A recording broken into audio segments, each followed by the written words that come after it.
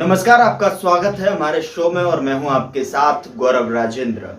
चलिए शो की शुरुआत करते हैं और आज शो में हम बात करेंगे कपास में इन दिनों सफ़ेद मक्खी का प्रकोप देखा जा रहा है। यह ऐसा कीट है जो कपास को सबसे अधिक नुकसान पहुंचाता है। इसके नुकसान का अंदाज़ा इसी से लगाया जा सकता है कि इसके प्रकोप से कपास को करीब 50 से 60% तक नुकसान हो सकता है। इसके अलावा कपास में कई अन्य कीटों का भी आक्रमण होता है जिससे कपास का उत्पादन प्रभावित होता है।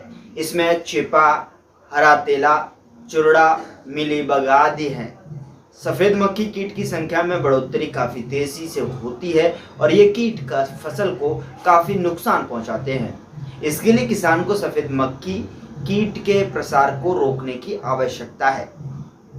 चलिए अब आपको बताते हैं कि पंजाब और हरियाणा में कपास की फसल पर कीट के हमले होने से पिछले एक सप्ताह में इसकी कीमतों में 5% तक की वृद्धि हुई है।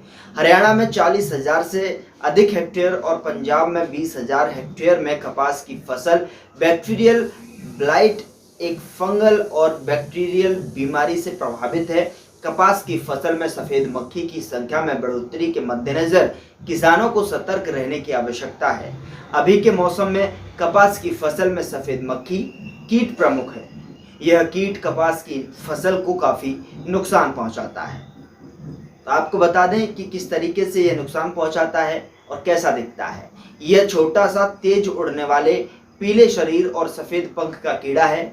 छोटा एवं हल्के होने के कारण ये कीट हवा द्वारा एक दूसरे से स्थान तक आसानी से चला जाता है। इसके अंडाकार शिशु पत्तों की निचली सतह पर चिपके रहकर रस चूसते रहते हैं। भूरे रंग के शिशु अवस्था पूरी होने के बाद वहीं पर यह प्यूपा में बदल जाते हैं। ग्रसित पौधों में पीले तेलिए दिखाई देते हैं जिन पर काली फफूंदी लग जाती है। यह कीड़े रस चूसकर फसल को नुकसान करते हैं। अब बताते हैं कि सफ़ेद मक्खी से कपास को क्या हानि होती है, क्या नुकसान होता है। यह पत्ती पर्ल वायरस रोग के प्रसार में एक वेक्टर के रूप में कार्य करती है और यह प्रवासी कीट है जिससे यह इस पर नियंत्रण करना बहुत मुश्किल होता है।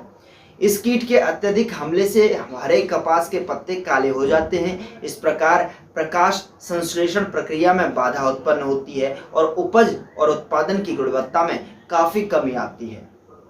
आपको बता दें कि जिस तरीके से कपास की फसल में बुआई के 70 दिन बाद तक किसान एक इमल्शन के 2 स्प्रे कर सकते हैं जिसमें 1% नीम का तेल और 0.5 से लेकर 0.1% तक कीड़े धीन के नुकसान को पहुंचाते हैं। साथ ही साथ अगर प्रतिशतता की बात करें तो इमल्शन 1 लीटर प्रति एकड़ की दर से स्प्रे किया जाना चाहिए। इस प्रक्रिया के बाद एक अन्य इमल्शन के 2 स्प्रे होंगे जिसमें अरंडी का तेल 0.5 और प्रतिशत कपड़े धोने वाले डिटर्जेंट शामिल हैं। किसानों को पूरे सीजन के दौरान जब भी आवश्यक हो नीम आधारित कीटनाशकों का प्रयोग करते रहें।